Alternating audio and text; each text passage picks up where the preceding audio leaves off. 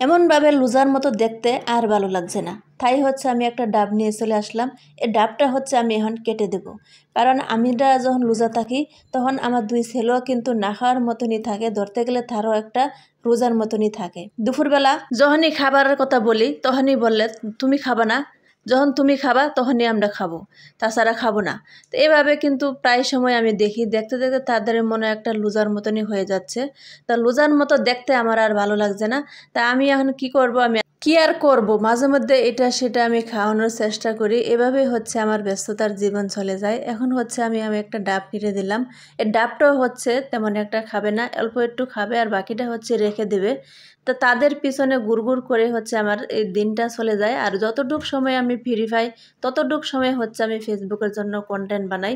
তো আমার ব্যস্ততার জীবনে হচ্ছে আমার দুই ছেলে নিয়ে আমার এই সংসার জীবনে আমি নিত্য নতুন যা করে থাকি সব কিছুই হচ্ছে আমি আপনাদের কাছে শেয়ার করে থাকি। এখন হচ্ছে আমার খিজুর নিয়ে আসা হচ্ছিল। এই খিজুরগুলো হচ্ছে আমার প্যাকেট করা হয়েছিল না, তাই হচ্ছে আমি এই খিজুরগুলো হচ্ছে আমি একটা বয়মের ভিতরে প্যাকেট করে রেখে দিব। কারণ খিজুর কিন্তু প্যাকেট না করে রাখলে কিন্তু পোকায় ধরে যায়, যদি বাতাস লাগা হয় তাহলে হচ্ছে নষ্ট হয়ে যায়। তা আমি হচ্ছে আইসক্রিমের বাটি বলেন, রঙের বাটি বলেন, কোনো কিছু বাটি কিন্তু আমি ফেলে দেই না। সব কিছু বাটিগুলোই হচ্ছে আমি যত্ন করে ধুয়ে যত্ন করে শুকিয়ে রেখে দেই। কারণ প্রত্যেকটা জিনিসই কাজের হয়, যে কোনো একটা জিনিসই কাজে লাগে বা দরকার পড়তে পারে, যেরকম সব জিনিসেরই প্রয়োজন হয়। তো সেভাবে হচ্ছে আমি সবগুলোই কিন্তু রেখে দেই, সবগুলো ধুয়ে পরিষ্কার করে শুকিয়ে রেখে দেই। যখন একটা না একটা যে কোনো একটা জিনিস শুকিয়ে কিন্তু ভরে রাখা যায়। তো এখন হচ্ছে আমি খিজুরগুলো ভরে রেখে দেব।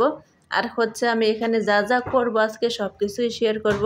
কারণ খিজুর কিন্তু আমার আগে আনা হয়েছিল, সেগুলো শেষ হয়ে গেছে, তাই হচ্ছে আবার নিয়ে আসা হয়েছিল। এগুলো হচ্ছে প্যাকেট করা হয়েছিল না, তাই আজকে আমি হচ্ছে এগুলো প্যাকেট করে নেব। এখন হচ্ছে আমি চলে যাব আমার ছেলেকে খাওয়ানোর জন্য, দেখি ভাত খাওয়াতে পারে কি।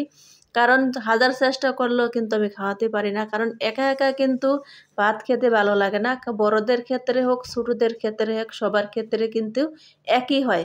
কারণ একা একা কোনো জিনিস কিন্তু ভালো লাগে না, আমারও খেতে একা একা ভালো লাগে। লবণ ভাতও যদি সবাই মিলে একসাথে বসে খাওয়া যায় সেই খাবারটা কিন্তু অনেক আনন্দের হয়, অনেক স্বাদ হয়।